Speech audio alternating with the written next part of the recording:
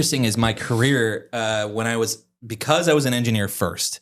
I always like to say I went out to the Valley, and what I learned was that there's a difference between building the thing right and building the right thing. And so like that was the pivot moment in my life that I was like, oh, it's not just about the tech.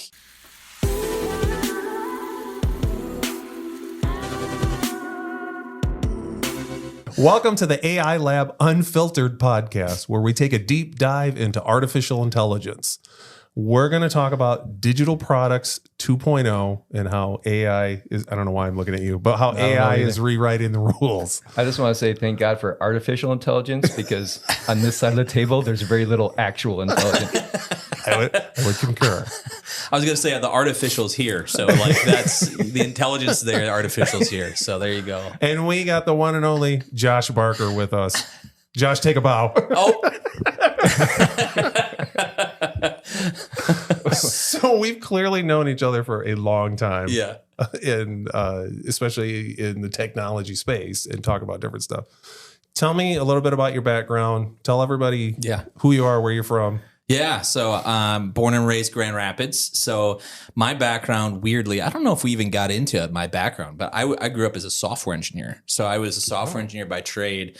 Started coding on my parents' Atari. So it was way back in the day where I could open up BASIC and then make the asteroids bigger and smaller. So that was a fun thing and from that moment on, I was like, this is amazing. They have this term called like God complex. Have you heard of that term? I think I got it at that point. I was like, oh my gosh, I can change things and watch the outcome. And it's much harder to do that with people. So technology, I really enjoyed that. And it was engineering my background in that was 7 to 10 years of engineering, and then got into kind of the management of that and fell into actually weirdly went over to M&A and innovation and kind of fell over to M&A and innovation, and then went out to the Valley for 3 years and came back, and then started City Innovations, and that's where a little bit about my background. So getting into the M&A, like, what drove you to that? What drove you into what you're doing now? Like, why? Why did you pick that? I guess is the big thing. Why I picked City Innovate, like why City Innovations? Is that the question? Yeah. Well, so interestingly enough, it goes back to the Silicon Valley story. So how it all kind of came about was high level. My buddy called me up. I was working at KPMG at the time. I was a director of innovation there, and he called me up and he's like, "Dude, I got this idea for this startup," and his background is in fitness, and so. Obviously, mine's not, but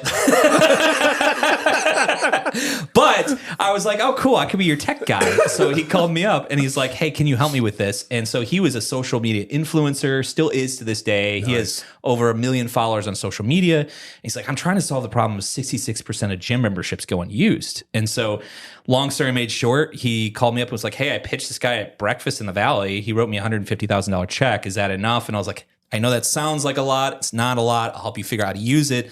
Calls me 6 weeks later, and he had raised over $1 million in seed funding. And at that point, I was like, okay, that's enough money to do that. So left KPMG, went out to Silicon Valley for 3 years, and then helped him build that.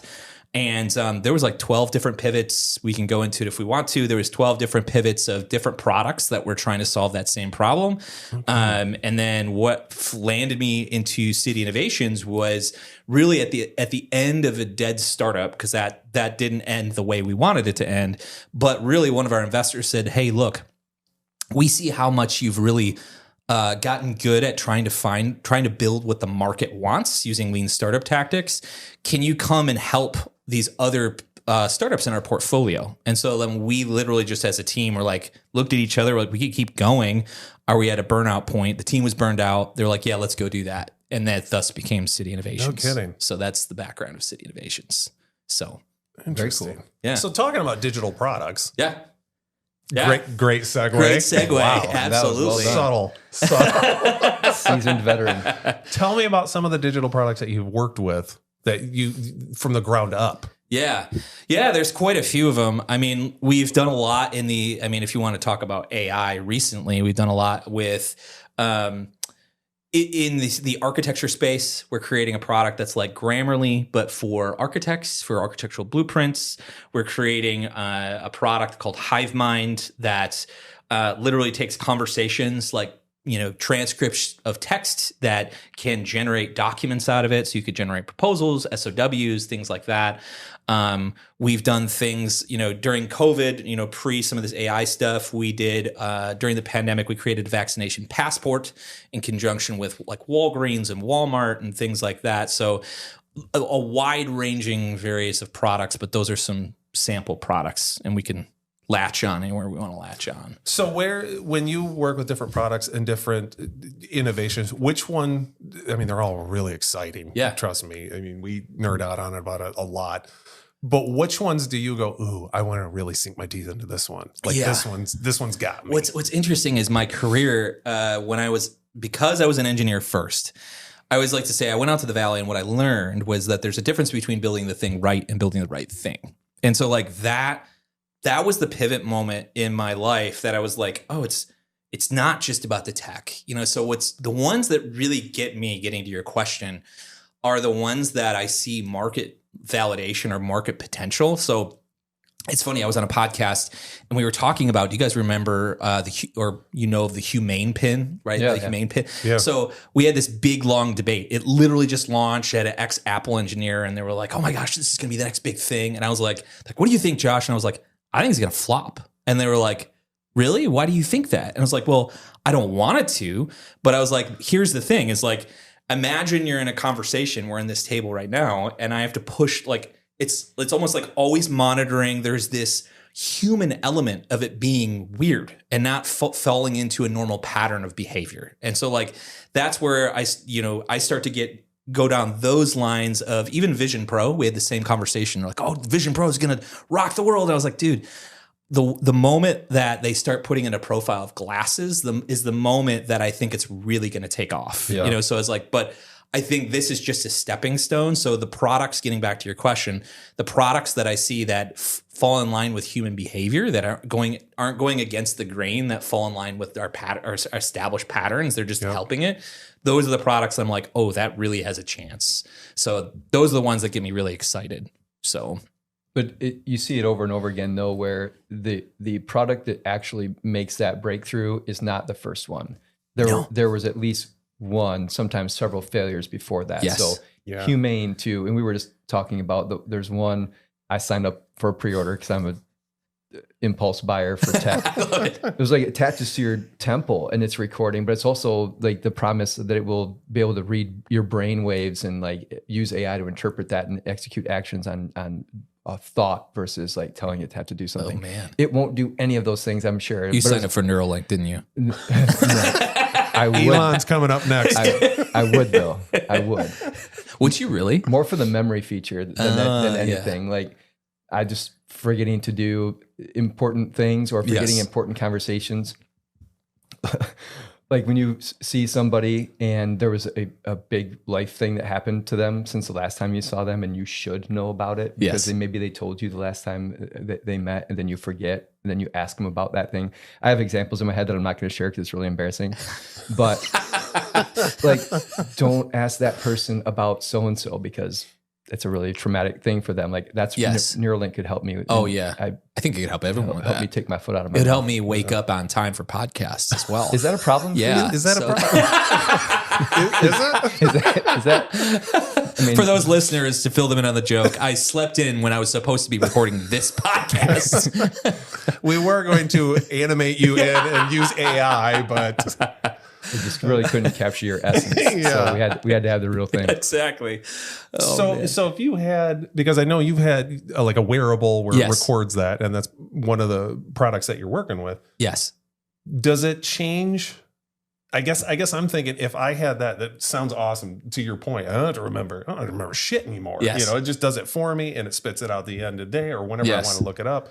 But am I going to be too loose to where I'm going to talk to you, but I'm not even going to pay attention because this is going to record. We found that out pretty quick, actually. So in our beta testing, we tested with a group here in town, and the way it works is for the people listening, you wear this pin. It's, if you've heard of Plaud, it's similar to Plaud in the fact that Plaud kind of attaches to the back of your phone. Yep. It can listen to conversations. The issue ends up being, we found, is that because it ends up looking like a recording device, even if we frame it as an AI transcriber, people get kind of freaked out they're like, is that on? Is that recording me? Is everything like, is all the knowledge of this Everything's on conversation? the record. Yeah, exactly. Yeah. Is this on the record? And they got super nervous and they were like, yeah, we tried it. We gave it to them, set it up. They tried it for the week. We checked in at the end of the week and they're like, yeah, Josh, I just can't do it. And I was like, what do you mean you can't do it? And they're like, I just can't wear it because I just feel so conscious about what I'm saying. Yeah. And so No dirty jokes. Yeah, exactly. And I was like, man, what do you got to hide? That's what I said. That's the argument about like privacy, right? Like you shouldn't have to worry about privacy if you have nothing to hide. See, exactly. Yeah. Right. Yeah. So yeah, that's where from Hive Mind, we really learned that the biggest feature that's ending up kind of being used is more of this Slack integration and Teams integration where a bot can be invited to your channel. And then everyone knows that, like that channel could be created specifically to listen in on conversations as an example. So then people know that's all kind of a known thing. The other thing is CCing an email address in to observe emails. So then it knows, adds a little thing at the bottom, like this is being like kind of brought into the AI transcriber. If you don't want to, remove the CC email address, but they have then more control. It's just when all of a sudden someone has a pin, they're like, this is a little bit fishy. So that's the thing that we've learned. Yeah. So the pin is, some organizations like it a lot. Others are not a huge fan. So, but could you make it like the Star Trek, what they call it, the tricorder? No, not the tricorder. What was the little thing that they had? I know, like you tap it. It's just say I'm cosplaying as Data from Star Trek or something. There's a competitor. We've been monitoring that space pretty well called Limitless. Have you heard of Limitless? Yes. Okay. Yes, that's one of them I was looking at. Yeah. So Limitless is really interesting because it actually does, I don't know if they do it yet, but they do vocal confirmations. So literally, like if we're in this conversation and you have this pin on, it will require you to vocally say, hey, I'm recording this. Is that okay? And then you have to say it, and it won't turn on until you have the vocal conversations. Well, and that's what I was wondering. Like when you're wearing it and people are seeing it, are you as the wearer, to the wearee, are you conscious enough to say, yeah, this is being recorded, or right? Watch it, don't say anything.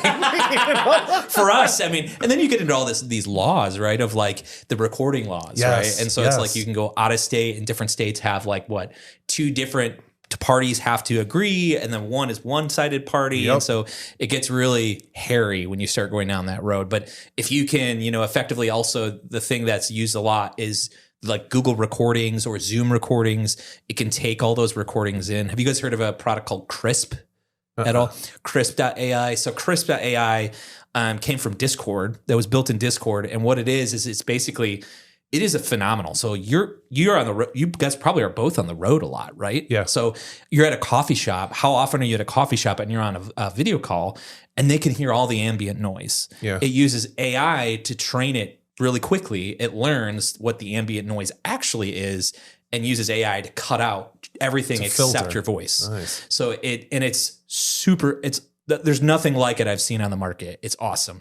But that they just got an AI transcriber feature, and it's down to the driver level. You select the microphone, you select the headphone, and it'll actually record anything that you're through your microphone or through the headphones and then transcribe it. Wow. So those are the kinds of things that, are pretty cool out there that are in that same space. But interesting. Yeah. But, I mean, we have to decide what we're willing to give up for the benefit of the technology, right? Like, I believe that my phone's always listening to me because if I go to pull up something, there's an ad for something that I just talked about. So the fact that it's weird that I have a pendant that's doing that same thing and listening, it's just you getting over that mental hurdle of it. If the benefit is there, if I'm a better leader or a better employee or a better owner because of it, I'm going to eventually get over the weirdness of having this, and the people around me will too, because there's a benefit that comes along with it. That's right. Yeah. That's right. Yeah. That is a good point. That is a good point because your phone's always listening. Yeah. It's just not as obvious. Yeah. That's right. That's very true. It's weird how they do that, isn't it? Like we'll be talking about AI stuff, and then when we're out of here, it's going to be limitless. We'll be all over our phones. Yeah. So. Yeah. You talk about mountain climbing for 10 seconds, and then all of a sudden, all the movies that come up on Prime are mountain climbing. Yes, exactly. Yeah. Actually, that sounds pretty good. Like, how did it know? About that.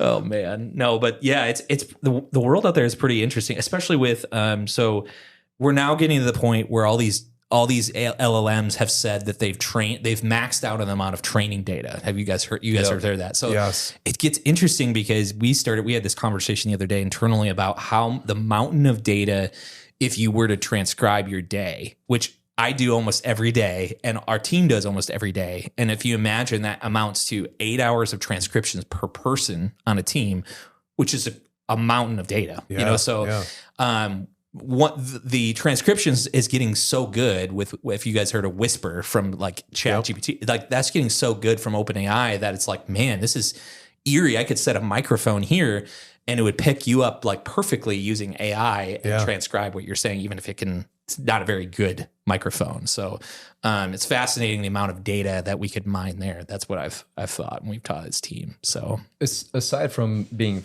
fascinating how much data is generated, you guys have been recording this and using this. So what benefits are you deriving from all of this? So I'll give you an example. We have another startup we created called Think Tank. And so basically the premise of Think Tank is to scale thought leadership. So if you're a thought leader in the industry, it literally uses video. That's the primary means. So podcasts like this room, as well as, so there's this room, also this large room with a 50-foot, LED wall you guys know of down the hall. Yep.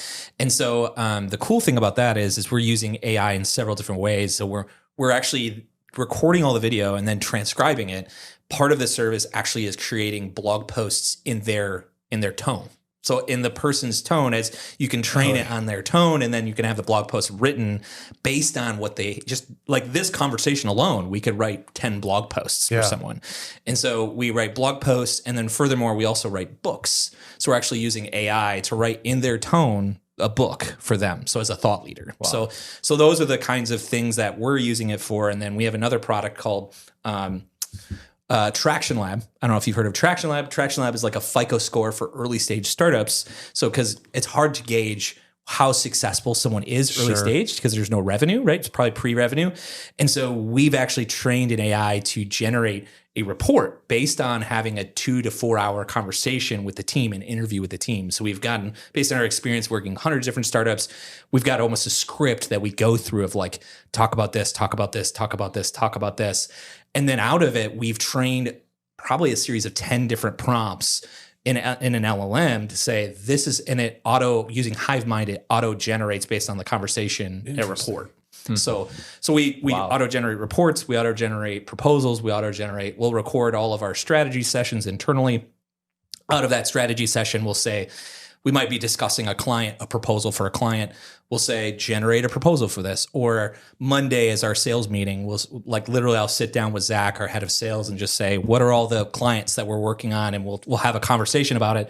It will literally you can then ask it based on the transcript, write me all the emails as follow-ups, and we can copy and paste them as follow-ups. So it just saves a ton of time based on conversations alone.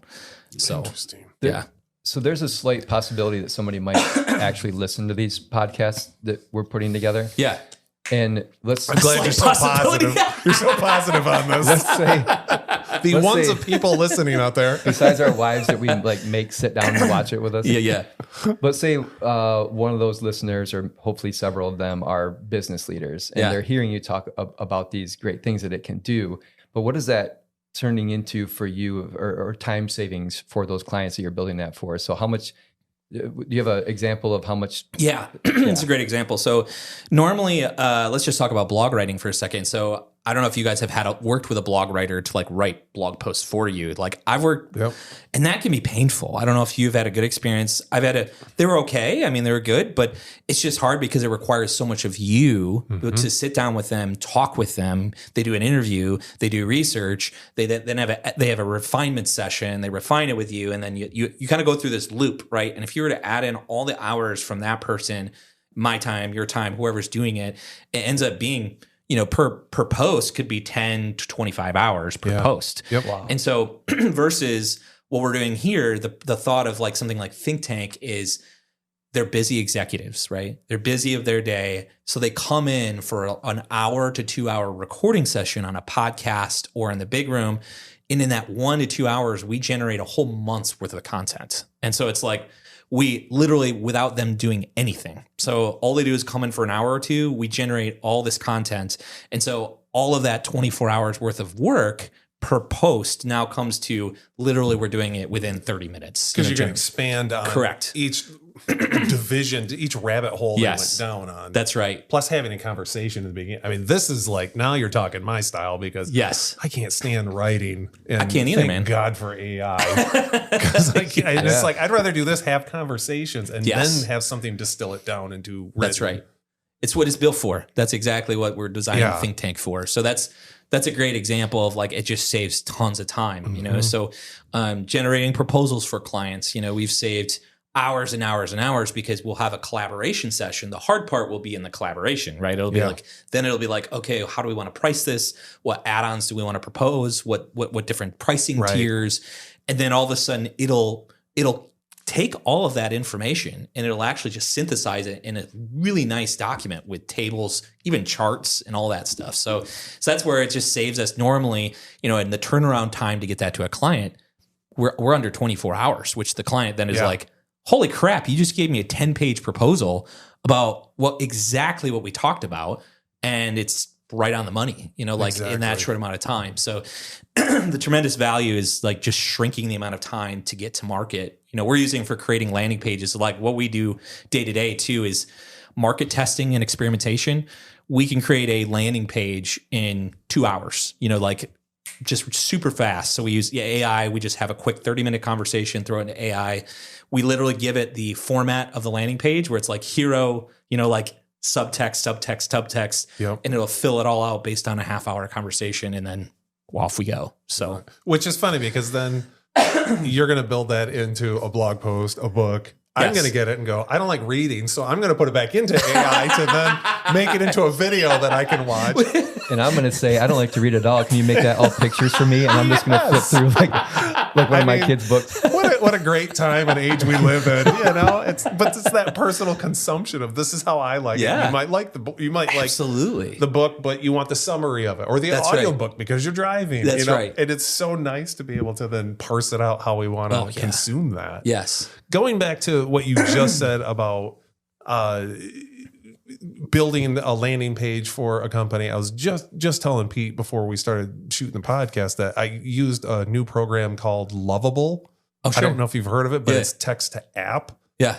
And within 2 prompts, I had and I hate saying this because I work at a web development company, but within 2 prompts, I had a web page, very basic, you know, wasn't integrated, you know, with SAP or anything, but a very basic web page. It had a form on there. It had several links. It had a contact us and just fed it a logo, fed it some background info, literally 2 prompts. And I had, here's your web page, but to use it as a proof of concept to say, is this what you're thinking? Yes. It's invaluable. Oh, I mean, it's just so, even showing my team's, when clearly we use a ton of AI for coding anyway, but they saw it and they said, this is amazing. Like this kind of technology. Yes. How do we embrace this? And our team is well open to any kind of AI technology of how do we use it? How do we incorporate this? That's amazing. Yeah. Isn't that nuts?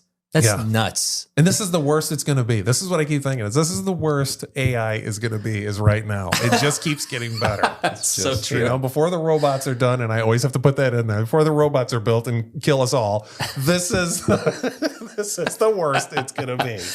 Oh man. Yeah. Once, you know, we were discussing this internally. You just talked with Alex, you know, and so we've done a lot with Alex, and he's like the context window stuff. When that context window all of a sudden starts to open up, like, right. And they've solved using either compression or RAG or a lot of these texts to solve some of the limitations on the memory of an LLM. Yep. That's where it's going to start to get like mind blowing. And so, it gets really interesting and fascinating. Could you expand on that a little bit? Because we're, you know, again, if we're likely to have a wide ranging audience of AI novices. So you just used a couple of terms there, context window, RAG. I don't know if you really need to expand on the compression part of it, but could you just talk about what LLMs means? like Chat-GPT have this thing called context window, and context window is basically just the memory. It only can store so many characters basically in its memory. That's the easiest way to describe it. So there's something called a token, and a token could be equated to like a word when you, not a one-to-one exactly, but almost. And so the context window can only store so many tokens. And so the thought is as you're chatting with the chatbot, it will literally have a shifting context window to where the longer you're chatting with it, the more it'll forget at the beginning of your conversation because it's shifting to only remember the latest things you're talking kind of like about. me as I go through my day. That's exactly The right. closer I get to 5 o'clock, I forget breakfast. By 5, I've only remembered like back to noon. Yes. I forgot the morning. It's more The like me LLM because is the I same. only remember 15 minutes and I won't remember like what we're talking like a fruit fly. So most LLMs like have, I believe it's 128,000 context window length, and so Google, I think theirs is now like they claim it to be like 1 million. I've tested with it.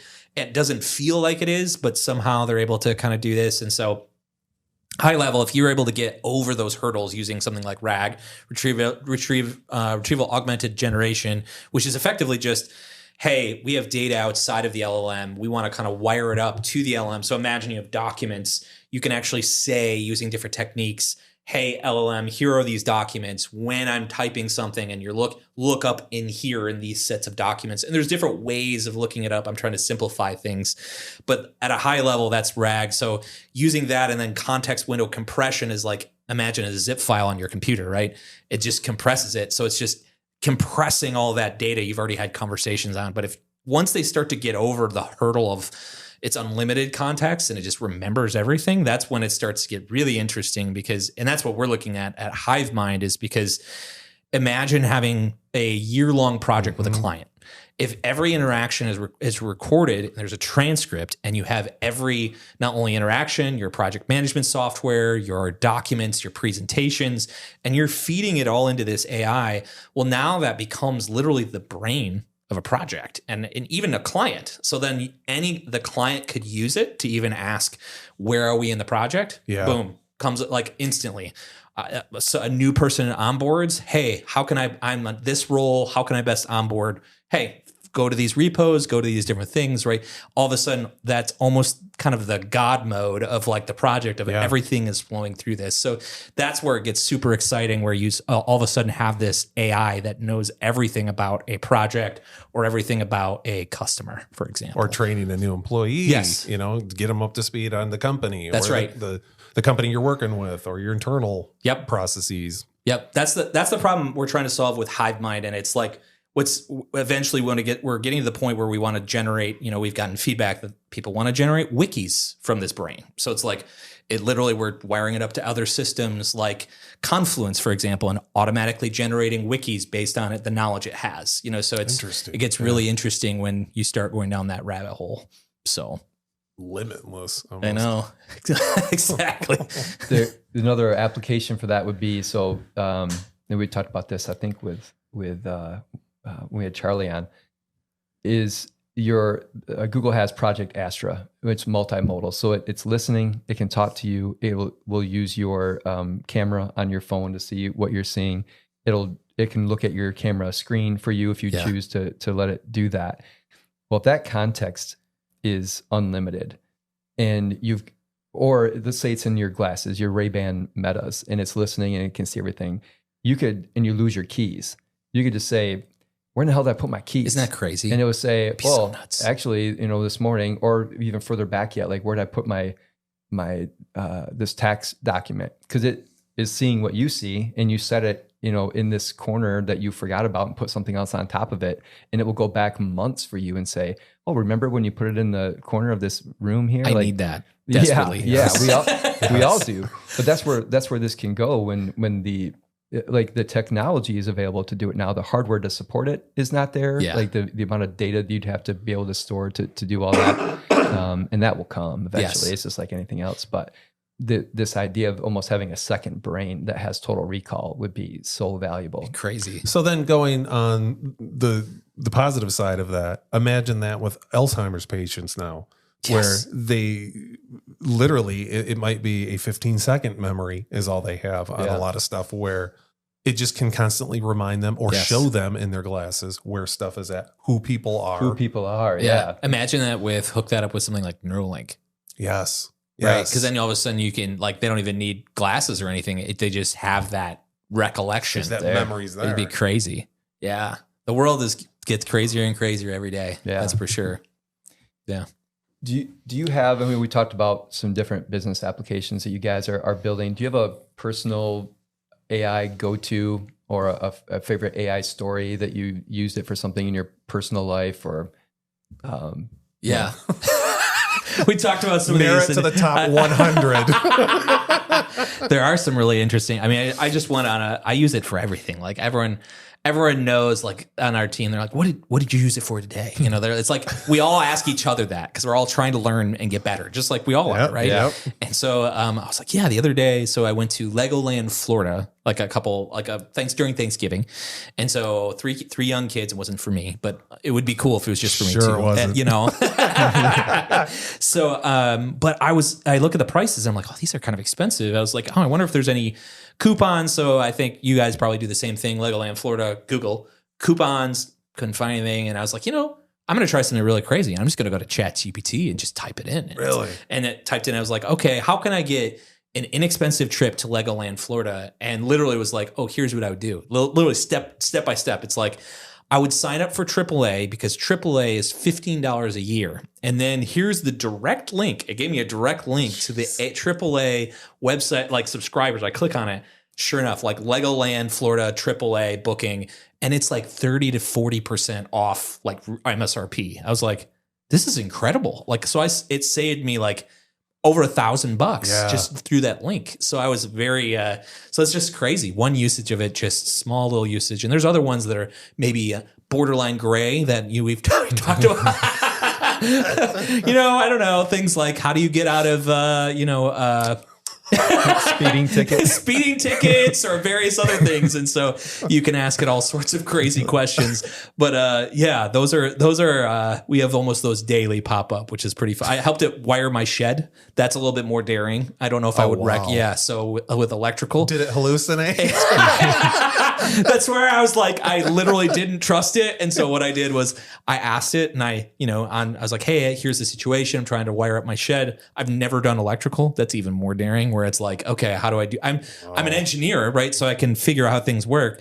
So I printed off what ChatGPT said, brought it to my buddy. And I was like, hey, does this look right to you? He's an electrician. And he's like, yeah, actually, this all looks right. He's like, just make sure you use this and make sure you do that. And he's like, but yeah, ChatGPT got it right. So not recommend taking it at face value at all, but would recommend. I know you're used to a lot of trial and error, but wiring and electrical, I don't think I would try. But you gotta put yourself out there, right? You gotta be bold. Absolutely. Yeah. Absolutely. That's the best way to learn. So yeah, those are some crazy experiences of how I've used it so far. But there's daily we're finding new, crazier ways of using it. So I'm sure you guys are too. You guys probably have some stories as well. Oh yeah. I was I won't share the story I shared with Charlie. I'll try to pick a different one. So speaking of like stuff around the house, I was getting ready for winter and I knew I had to change the oil in my snowblower, which I don't do every year, but I was going to do it this year so it didn't blow up on me. And I just took a picture of it in ChatGPT because it'll read whatever picture that you give it. And I said, what type of oil does my snowblower need? And because it could see the model number on the side of the snowblower, it said, you have the, whatever it was, the H370 Toro. I don't even know if that's right, but and it's based off of the user's manual, you need this type of 5W30 or whatever it was. And I didn't have to go to Google to do it. I just took a picture and asked it a question, and it just did it for me. That's awesome. Incredible.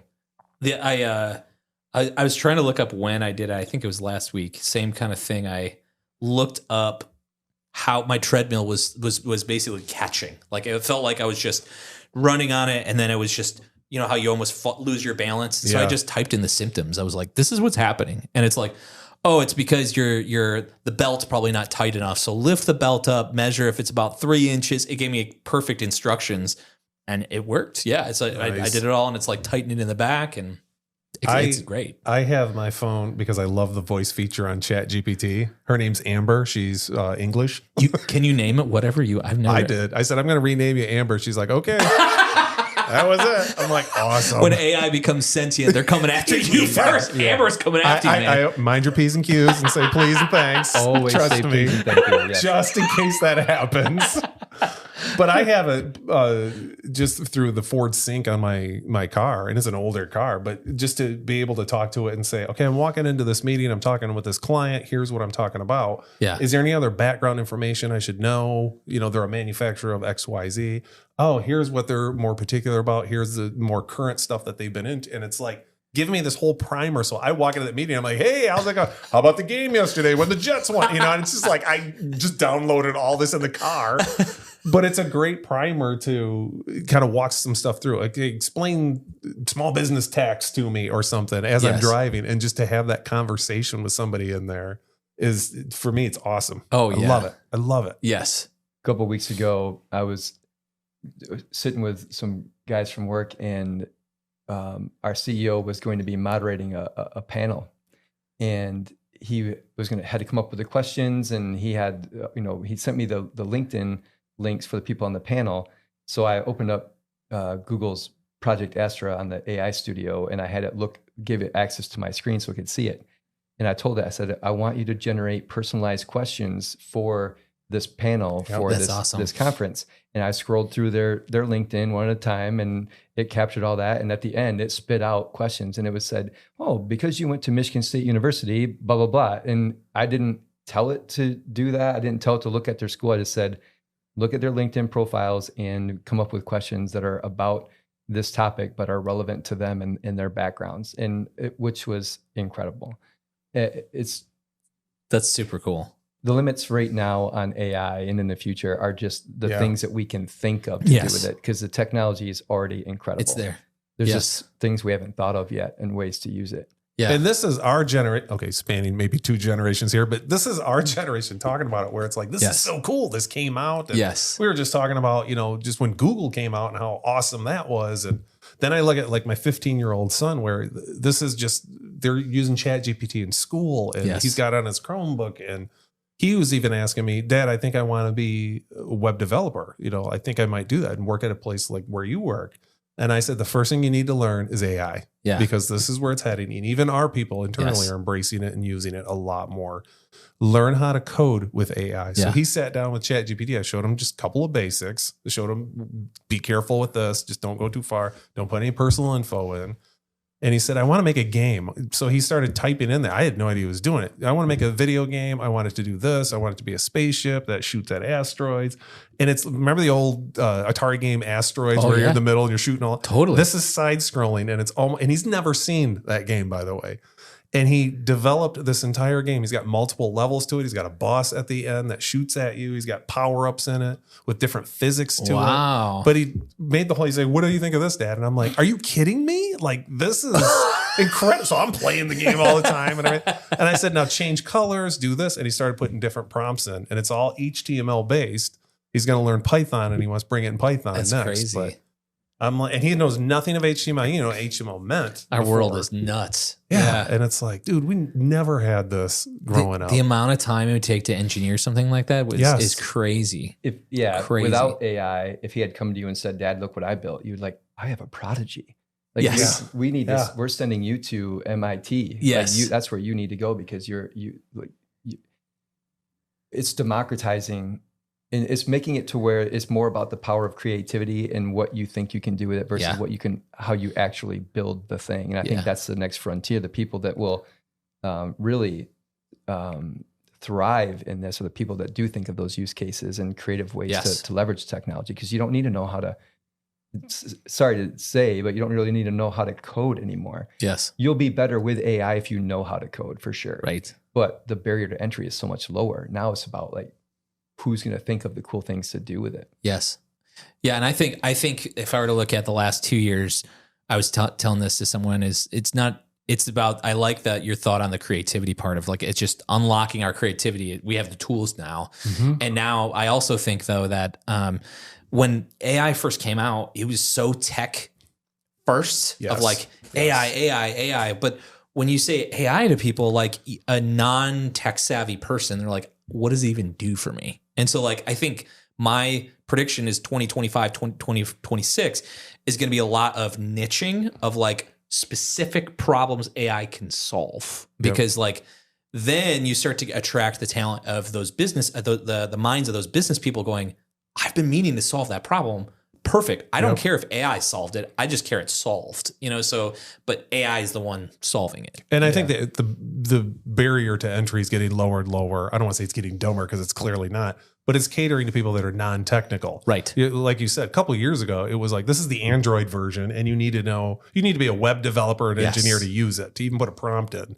Now it's the Apple version where it's sexy packaged and it's easy to use, and you don't have to have I don't have a huge technical background.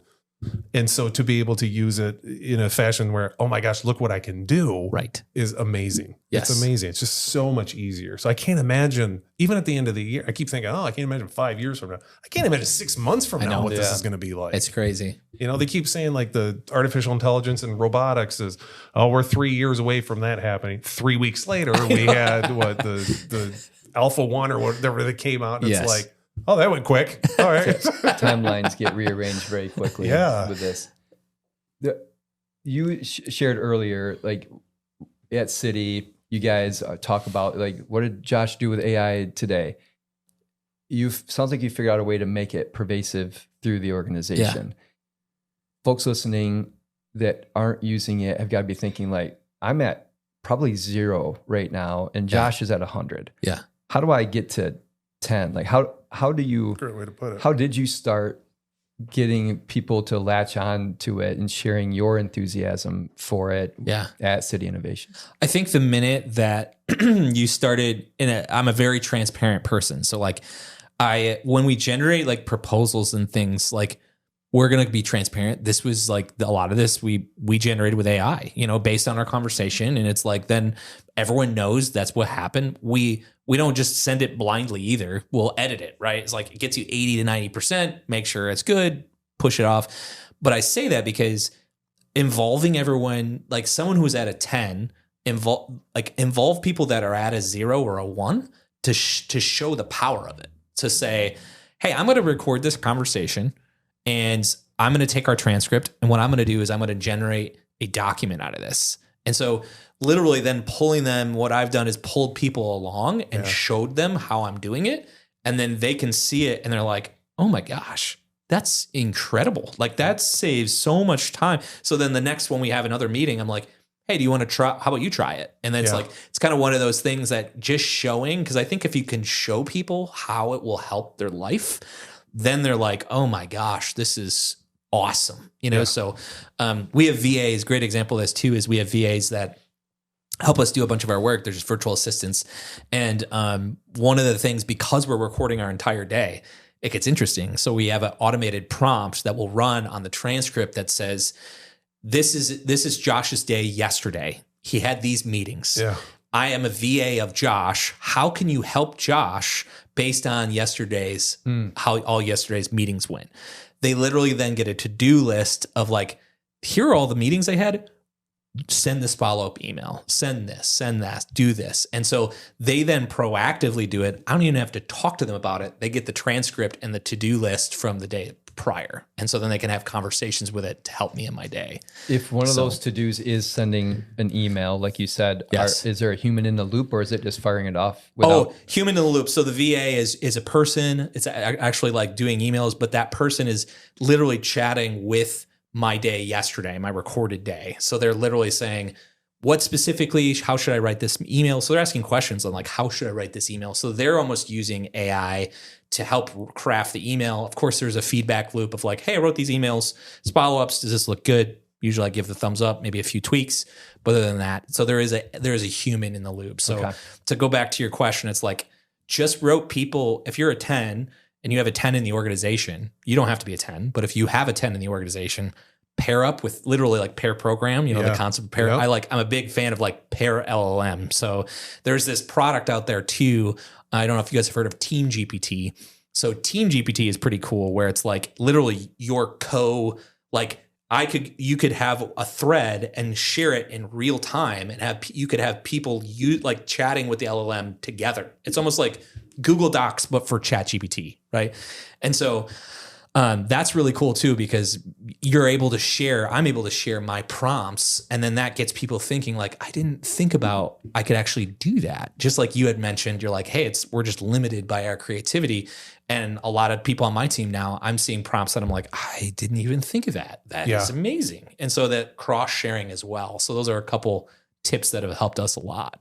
So, and that's what we like doing at the AI Lab meetups too, is just, I use it one way, you use it different, you use it different, just getting that feedback up. I never even thought of freaking using it that way. Yes. You know, and I've had that tool for a year, you know. That Absolutely. to me is amazing. Yep.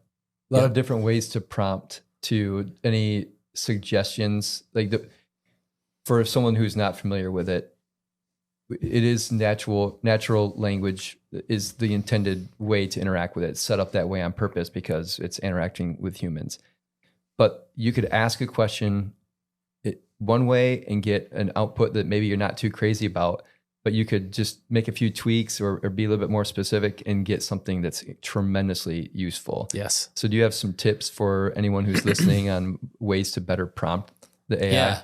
I mean, I think for us, a tip is, you know, we're talking about hive mind here, is like that we've really has revolutionized like everything we do at City, how we do it is because we're transcribing things, which you can do really simply without the off the shelf tools you could do is you could go into a Google meeting, you could record the meeting, you could use Zoom, and then you can transcribe it. If you're unfamiliar with how to transcribe or the product doesn't do it, TurboScribe.ai uses WhisperSync. It could actually transcribe it.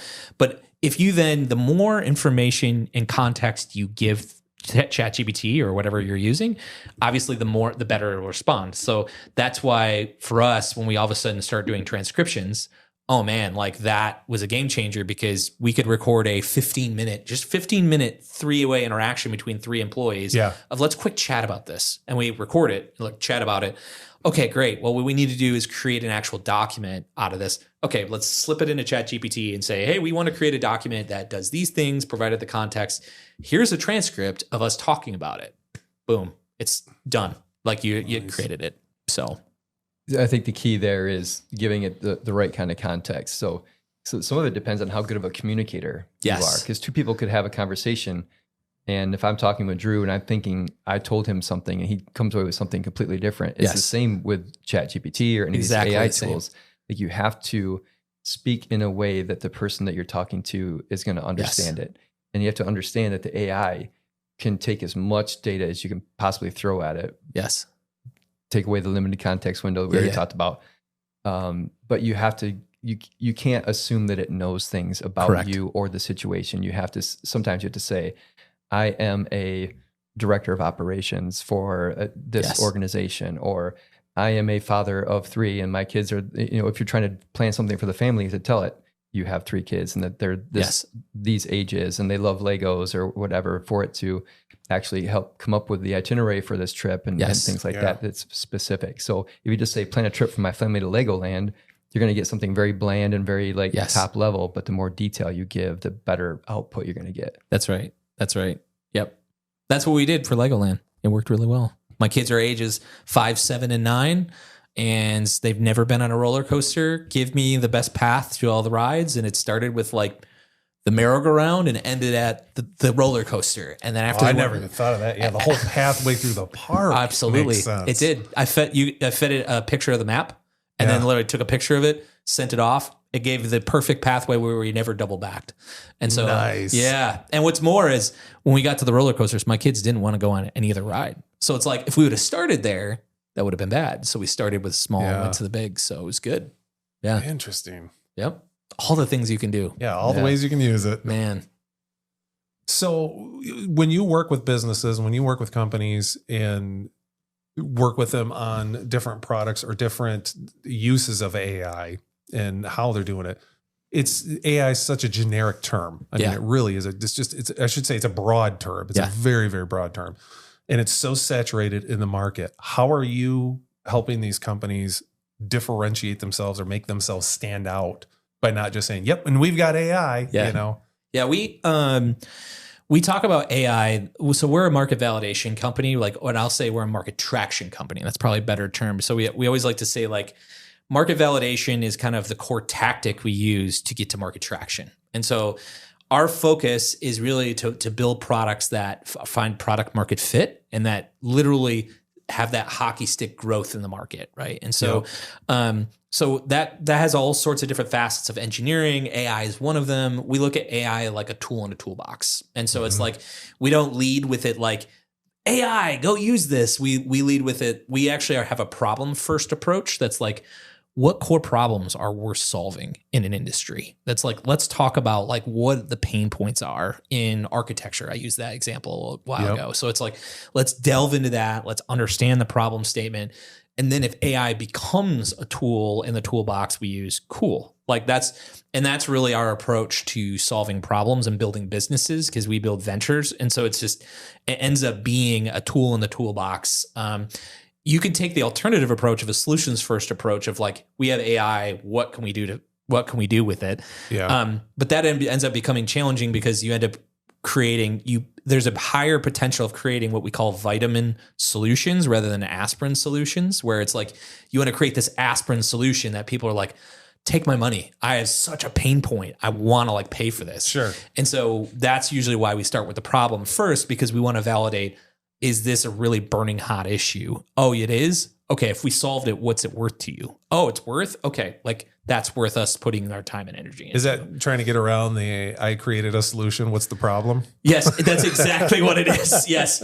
It ends up, how many times I've created like a field of dreams, build it and they will come, right? And it's like, I created this beautiful thing and it plans out Legoland vacations. It's like, okay, there's maybe 20 people in the world that want that. So yeah, we like to start with the problem first. So that's where we incorporate AI in that, is like, we say that you really should start with the problem versus starting with a solution. And so, but the market, generally speaking, marketing is all about hitting people where they're at. So like we often do market and say, we help you figure out where AI can be best positioned. But I don't want to say it's a Trojan horse. It's a little bit of a Trojan horse for us to say, let's talk about what problems are worth solving with AI first. Yes. So, yes. That's the tool that you're going to use. That's not the product. That's right. That's right. Yep. That makes sense. Yep. That makes sense. So where do you see, looking forward, like I said, it's hard to even see 6 months from now what stuff's going to look like. Where do you see, if I could say, hey, 5 years from now, this is like an impossible scenario. That is an impossible scenario. How do you see AI playing out? Like, what do you see? I think we're past the 2021, 2022 hype curve of AI, the word itself. And we saw that last year just with the Meetup Lab. The beginning, very first one we did just over a year ago was, hey, look at this thing called Chat-GPT and look what it can do. Yes. And then it was, okay, where's the rubber hit the road? How do I actually use this? Where do you see it going next? Yeah. And I think specifically going back to problem first solution, like solutioning, is like, I really do see that being more pervasive in the industry, because I think you've seen a lot of solutions. So if you we talked about Humane. I don't know if you saw the interview with Humane. He was like on the news and they asked him like, what can the pen do? And he's like, oh dude, like check this out. You can he holds up his hand and it's really hard to see. Number one, he's like, see, you can tell the time, you can tell the weather. He's giving all these examples and I'm sitting here going, that's not different than I can do on my phone. So the issue ends up being we were creating for the sake of like, hey, we're leading with the solution or with the technology, and then I think we've created these solutions. Even the Vision Pro as an example is like created them almost as an experiment. Like the people have created them as an experiment to say, how are people going to use them? Yep. And so I think now we're getting to the point where people have learned how people are using some of them and saying, okay, we know what some of the problems are. Now we're going to create very specific solutions to solve those problems. And so, and then market them as such, right? So rather than, hey, this is all things to all people, like Chat-GPT has become pervasive, but really the hardest part is like, if we rewound time, how do you market Chat-GPT? Right. Yeah, like how do you, that's really tough because it's like, how do you explain it? And it's like, it's like, oh, it's like having a conversation with someone. And it's like, well, what problems does it solve? It can solve any problem. And it's like, when you start getting very generic, like you're speaking to so many people, you're almost speaking to no one. And I think this next 2 years, you'll start seeing like very specific AI solutions for specific demographics of people, so that's my hypothesis is you're going to start seeing a narrowing, and then you're going to start to see the scaling of some of those different companies. But then I think you'll also see a bunch of those startups being acquired by larger companies. Sure. So that's what I think the next couple of years will probably look like. Well, we're recording all this, so we're going to hold you to it. Please do. Yeah. Actually, we did this in studio and we recorded Humane and Vision Pro, and I was right about both accounts. Just saying. Nice. Just saying. I predicted the future a little bit. Yeah, exactly. But yeah. I didn't know if you were going to say something. No. This has just been, that vertical approach for sure is where I think it's going to, medical. Yes. If you're tracking this, there's so many applications now in medical, reading scans, CT scans and things like that. Humans are humans. They make mistakes, yes. But AI is proving to be better yes. there. Yeah. So I think medical is an area where you're just going to see so much innovation and stuff around like different medicines being created where they're putting, they can put so many different molecules together that it would take years and years for humans to put together. But AI, because they've modeled everything down to the molecular level, you can just synthesize all of those experiments millions of times and shorten the span to get effective medicine out the door so much faster. And I think medical robotics you've talked about too. Yep. I think robotics is going to have a huge, talk about the hockey stick here, like robots at home. Oh, for sure. Walking around doing your laundry, doing all that stuff. Have you heard of Function Health? No. Okay. So Function Health is really interesting. It's a startup that has some pretty big name investors, like celebrity investors. I think like Matt Damon is like an investor and things like that. But Function Health is really interesting because what is the startup that the pin prick of blood in it, like they Theranos. Yeah. Okay, so the promise that they had, Theranos did, like this company is doing, but in a reasonable way of saying, hey, they have to take multiple blood draws with multiple vials, so it's not just a pin prick, but they're able to then take all this blood and run it through a literal gamut of tests, right? And so, but that's play one. So I did it, and I got all these huge health factors back. I was like, I didn't know about all these things. But what's cool is on the roadmap effectively is they've gathering all this data and using AI models to do predictive analysis based on what we know. And so that's where what you're kind of getting at is like some of the crazy stuff that become like being able to see predictive factors that we don't even know about today that AI finds. If you have these 3 different biomarkers and they're in this kind of rating, it's usually a predictor of why. And it's like, we wouldn't have known that. And that's pretty wild. Based on a large group of people that data goes in there, it just to make that prediction. Yes. Wild. That's amazing. That is awesome. Yeah. So I do know of some hospital systems going back to more of the physical way they're using it that are implementing I can't say who, but a large hospital system that's not even in the state that is implementing an AI pin that the patient wears. So you say you're in a room, the shortage of nurses that's out there of taking care of patients, making sure and monitoring and watching, to have a camera system in the room that's tied to everything from the TV to the vitals that they wear, just a little pin instead of all these wires and harnesses that they have to have. They just have a little pin that talks to that, and they can, hey, I need a nurse, or I'm hungry, or I want to change the channel, or I got to get up and use the bathroom or whatever. They can just remote in by just talking, and it goes right to the nurse's station. So it calls it out versus the nurses watching it saying, oh crap, they're getting up and they just had knee surgery or something. We got to run over there. Yes. So it really it's like a feedback loop of this entire room of just constant 24-hour monitoring. And because of some of the predictive ways they're mapping that, they're looking at it saying, okay, this person has just had hip surgery. Yes. Most hip surgery patients need X, Y, and Z. Here's the things to look out for. So it goes back to the education of training the nurses too, where now you can have less of them because you have the AI. AI is watching you at that point. It's allowing you to be really proactive versus reactive. Yes. Right? Like I know you said you could call the nurse with it, but if it does have the data of what those hip surgery patients need, it can have that stuff loaded already. That's And when exactly the time it. is right. Like, and then a robot could deliver that or help them out of bed too. In some cases, I would Yeah, think. most patients after 4 hours are going to have a significant amount of pain and need their pain meds. It'll just automatically alert them and say, Man. based on the wild, biometrics that it's picking up, their pulse is raising. This could be an indicator of pain. What I want out of the hospital room is I want like an indicator of hunger. It's like, you are hungry. Yeah. Oh, okay. Well, I'd just be going off constantly for me. More Jello. Yeah. Oh, man. Well, we could definitely talk for the next 4 hours. Yeah, we could. Yeah. We could.